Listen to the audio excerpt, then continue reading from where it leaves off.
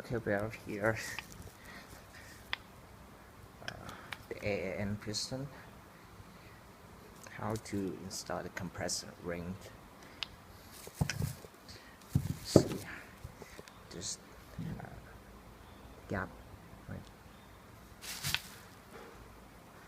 Try to put on the groove like this. See.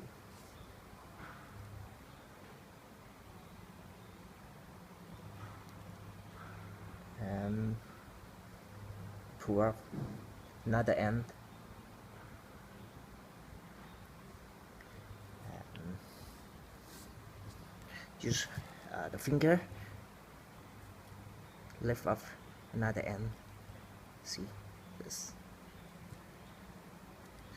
Be careful, the other ends scratch on the piston skirt like this.